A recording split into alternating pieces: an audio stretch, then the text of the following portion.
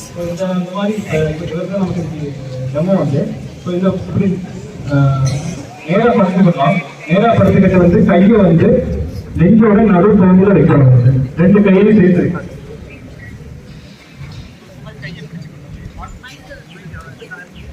கையை லாக் பண்ணிட்டு நடு நெஞ்சில்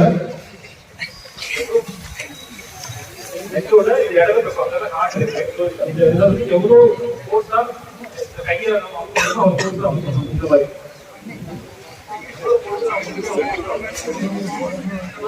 முப்பது கவுண்ட் பண்ணலாம். 30 கவுண்ட் பண்ணிட்டு 2 செகண்ட் வந்து வாய் வழியா வந்து மூச்சு விட்டு கொடுக்கணும். அதுக்கப்புறம் திருப்பி 30 கவுண்ட் திருப்பி 2 செகண்ட் வாய் வழியா மூச்சு கொடுக்கணும். இந்த மாதிரி வந்து 1 நிமிடம் 2 நிமிடம் நம்ம கண்டினியூஸா ட்ரை பண்ணுவோம். அதுக்கப்புறம் நம்ம வந்து திருப்பி அவங்களுக்கு வந்து அந்த நாடி துடிப்பு இருதய துடிப்பு எல்லாம் வந்து வருதான்னு பார்ப்போம். அந்த மாதிரி வரலைன்னா திருப்பி இதே மாதிரி இன்னொரு ட்ரை பண்ணுவோம். ஸோ இந்த மாதிரி பண்ணி நிறைய நோயாளிகளை நாங்கள் வந்து கடைசி ஸ்டேஜ் வந்து காப்பாற்றிருக்கோம். இது நம்ம எதுக்கு பண்ணுறோம்னா முக்கியமான வந்து சார் சொன்ன மாதிரி மூளைக்கு வந்து ரத்த ஓட்டம் வந்து 1 நிமிஷம் 2 நிமிஷம் 15 நிமிஷம் வரைக்கும் தாக்க பிடிக்கும். அதுக்கு மேலே ரத்த ஓட்டம் போனேன்னா மூளை சேர்ந்துடும். மூளை சேர்ந்தாலே ஒரு மனிதனுக்கு நினைவு எதுவுமே இருக்காது. வந்து ஸோ மூளையை காப்பாற்றுறதுக்கான ஒரு முக்கியமான ஒரு சுச்சுவேஷன் தான் இந்த சிபிஆர். நம்ம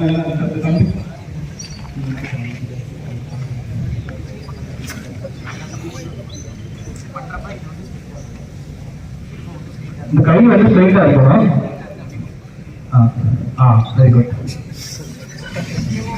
கை வளையக்கூடாது.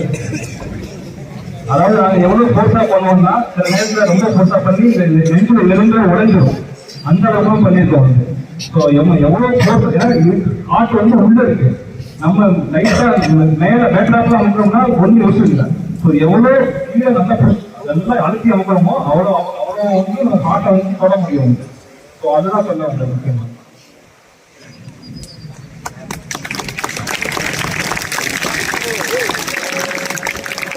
ஒரு காட்டு வழியாக போகிறாங்க. போயிட்டு இருக்கும்போது வண்டி ஓட்டிட்டு போகிற கார் வந்து சின்ன ரிப்பேர் ஆகிடுது. அந்த ரிப்பேர் ஆனதை ரெடி பண்ணுறதுக்கு அவருக்கு டாக்டருக்கு தெரியாது. மனிதர்களை ரெடி பண்ணக்கூடிய யுக்தி அவருக்கு இருக்கு, ஆனால் கார் ரெடி பண்ணக்கூடிய யுக்தி அவருக்கு இல்லாத காரணத்தினால அவர் நின்று ரோட்டில் நின்று அப்படியே தவிச்சிட்டு இருக்கிறாரு. இருட்டு நேரம் வரக்கூடிய சூழ்நிலை ஆகுது. அப்போ அந்த நேரத்தில் வந்து ஒரு சராசரி ஒரு மனிதன் எம்மாதிரி ஒருத்தர் வர்றாரு. அவர் வந்து வண்டி விட்டு இறங்குறாரு. இறங்கினோடனே என்ன பிரச்சனையும் கேட்குறாரு. இந்த மாதிரி சொன்னோடனே அவர் ஒரு 5 நிமிஷத்தில் வண்டி ரெடி பண்ணி கொடுத்துட்றாரு. வண்டி எடுத்து அவங்களும் போயிடுறாங்க, இவங்களும் போயிடுறாங்க. அவங்க 2 பேர் யார் என்னங்கிறதே தெரியாது. இப்படி ஒரு சூழ்நிலையில் வந்து ஒரு காலகட்டத்தில் வந்து அந்த வண்டி ரிப்பேர் பண்ணார் இல்லையா, பண்ணி கொடுத்தாரு இல்லையா, அவருக்கு உடம்பு சரியில்லாமல் ஒரு மாற்றம் ஏதோ ஒரு பாதிப்புனால ஒரு கிளினிக்கில் வந்து அட்மிட் பண்ணுறாங்க.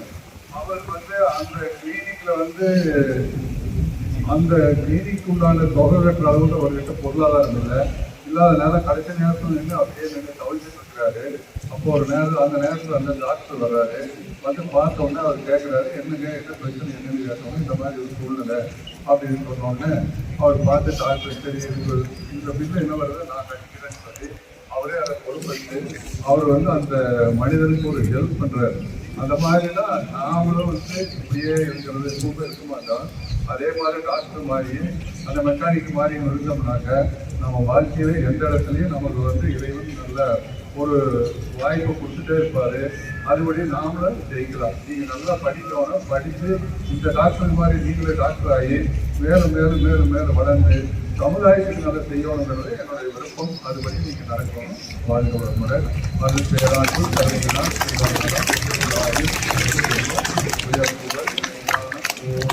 வாழ்க வளமுடன்.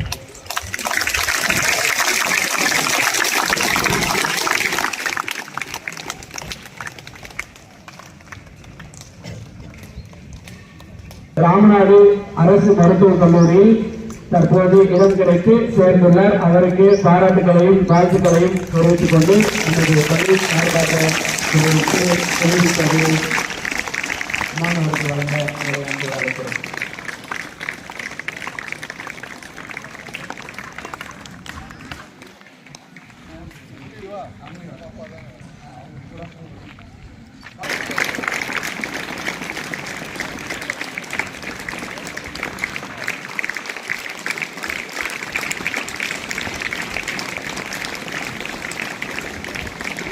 மருத்துவ கல்லூரி நாமக்கல் மாவட்டத்தில் உள்ள விவேகானந்தா கல்லூரியில் எம்பிபிஎஸ் இடம் கிடைத்துள்ளது. அந்த மாணவருக்கும் தற்போது உங்கள் பாராட்டுகளோடு கரவுகளோடு திரு ஊக்கத்தொகையை வழங்குமாறு கேட்டுக்கொள்கிறேன்.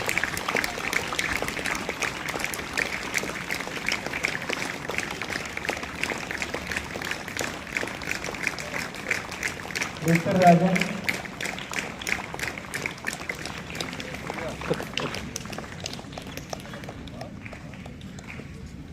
அடுத்த எஸ் உத்தரராஜன், இவர் கேஎஸ்ஆர் டென்டல் கல்லூரி பிடிஎஸ் பயிற்றுவதற்காக கோரிக்கை பெற்றுள்ளார். மாணவர்களுக்கான உதவி வழங்குமாறு கேட்டுக்கொள்கிறோம்.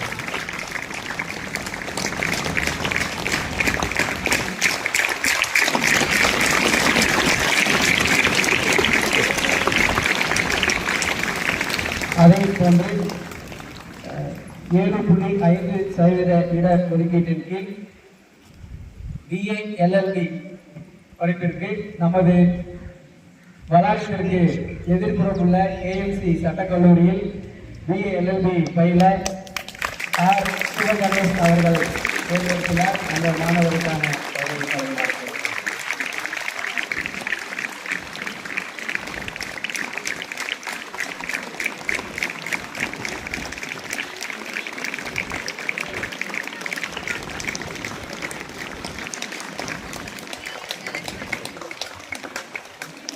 இந்த நிகழ்வு அடுத்ததாக ஆர் ஸ்ரீ பாலாஜி தேனி பெரியகுளம் அரசு வேளாண் கல்லூரியில் பிஎஸ்சி அக்ரி ஹானஸ் படிப்பை தேர்வு செய்துள்ளார். இந்த மாணவர் இளைஞர் பாடத்தில் 100 மதிப்பெண் பெற்றுள்ளார் என்பதையும் கூடுதல் செய்தியாக சொல்லி மாணவருக்கும் பயிற்றுவிக்க ஆசிரியர் பெருமக்களுக்கும் மனமார்ந்த வாழ்த்துக்களையும் நன்றியை தெரிவித்துக் கொள்கிறோம்.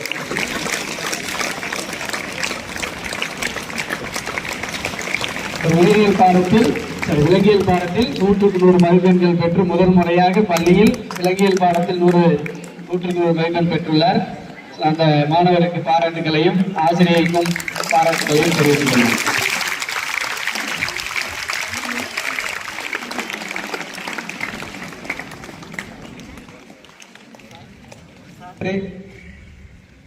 அந்த சிறப்பை அடைந்து கொண்டிருக்கிறார்கள். நான் இப்போது என்னுடைய உடன்பிறவா சகோதரி சென்னையில் இருக்கிறார். அவர் ஒவ்வொரு வருடமும் நமது பள்ளி மாணவர்கள் கலந்தாய்வுக்கு அங்கு செல்லும் போதே எத்தனை மாணவர்கள் வந்திருக்கிறார்கள், அவர்களுக்கு ஏதாவது உதவி வேண்டுமா என்று அழைத்து பேசி நம்ம முதலாக நமது பள்ளியில் கார்த்திகேயன் என்ற மாணவரும் சிவரஞ்சனி மாணவியும் எம்பிபிஎஸ் கலந்தாய்வுக்கு சென்ற போது அவர்களை கேட்டு அவர்களுக்கு 10,000 ரூபாய் உதவித்தொகையாக கொடுத்திருந்தார்கள். போன வருடமும் இதே போன்று அழைத்து யாருக்காவது உதவி தேவைப்பட்டால் நான் செய்கிறேன் என்று சொல்லியிருந்தார்கள். அதே போன்று இந்த வருடமும் கலந்தாய்வுக்கு செல்லும் 2 நாட்களுக்கு முன்னரே அழைத்து இந்த வருடம் யார் வருகிறார்கள், அவர்களுக்கு நான் ஏதாவது செய்யட்டுமா என்று கேட்டார்கள். அதே போன்று கேட்டதோடு மட்டுமல்லாமல் 3 மாணவர்களுக்கு இடம் கிடைத்தது என்று சொல்லியிருந்தேன். அந்த 3 மாணவர்களுக்கும் தலா 5,000 ரூபாய் நான் வழங்குகிறேன் என்று சொன்னதோடு மட்டுமல்லாமல் இன்று அனுப்பி வைத்து அந்த மாணவர்களிடம் கொடுங்கள் என்று சொல்லியிருந்தார்கள். அவர்கள் இப்போது கையில் இருக்கக்கூடிய இந்த தொகையை நமது தலைமை ஆசிரியர் ஐயா அவர்களையும் சிறப்பு விருந்தினர் ஐயா அவர்களையும் இணைந்து வழங்குமாறு அன்போடு கேட்டுக்கொள்கிறோம்.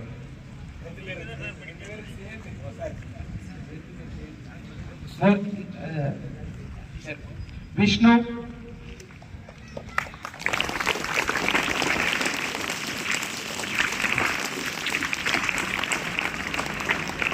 கரன்தேவ்,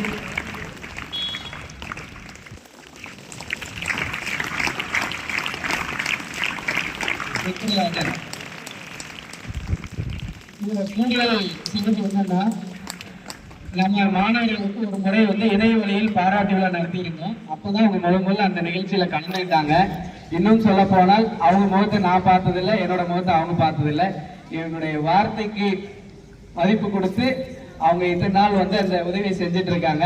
இந்த மாதிரி முகம் பார்க்காமல் உதவணும் அப்படின்ற உள்ளம் இருப்பவர்களை சந்திப்பது அரிது. அவர்களை சந்திப்பதற்கு எனக்கு வாய்ப்பு கொடுத்த இறைவனுக்கு ஒரு முறை நன்றி சொல்லி இந்த உதவியை செய்த அந்த சகோதரியின் பெயர் லலிதா மோகன் அவர்களுக்கும் இந்த நேரத்தில் உங்கள் சார்பாகவும் பள்ளியின் சார்பாகவும் என்னுடைய நன்றியை தெரிவித்துக் கொள்கிறேன்.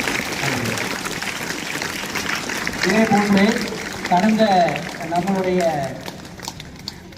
ஆகஸ்ட் 15 அன்று நமது பள்ளியில் இருக்கக்கூடிய இந்த மாணவர்களுக்கு பரிசு நாம் வழங்கியிருந்தோம். அந்த பரிசு நம்மளுடைய முன்னாள் மாணவரும் நம்ம பள்ளி வளர்ச்சி குழு தலைவருமான டாக்டர் கோவிந்தராஜ் ஐயா அவர்கள் அளித்த அந்த 5000 ரூபாயை தான் இந்த மாணவர்களுக்கு அன்று நாங்கள் அளித்திருந்தோம். அவருக்கும் இந்த நேரத்தில் உங்கள் சார்பாகவும் பள்ளியின் சார்பாகவும் நன்றியை தெரிவித்துக் கொள்கிறோம். நிகழ்ச்சி நிறைவு பயிற்சி வந்துவிட்டோம். நமது மருத்துவர் ஐயா அவர்களை தற்போது நன்றியுடைய இந்த நிகழ்ச்சிக்குரிய vote of thanks.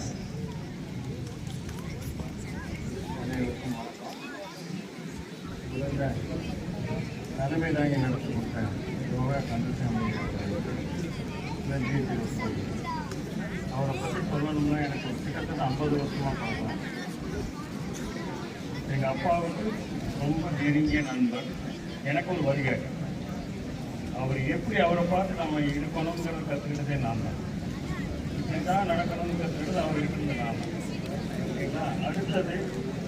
அடுத்த நன்றியை உஷா அகர்வால் ரோட்டரி பிரசிடென்ட் தெரிவித்துக் கொள்கிறேன். மேலும் டாக்டர் சபரிநாதன், டாக்டர் சிவகுமார் அவர்களுக்கும் நன்றியை தெரிவித்துக் கொள்கிறேன். மேலும் செக்ரட்டரி ரோட்டரி அவருக்கும் நன்றி தெரிவித்துக் தலைமை ஆசிரியருக்கு நன்றி தெரிவித்துக் மாணவ செல்வங்களாய் உங்களுக்கும் ஆசிரியர் பெருமக்களும் நன்றியை தெரிவித்துக் கொள்கிறேன். நன்றி, வணக்கம்.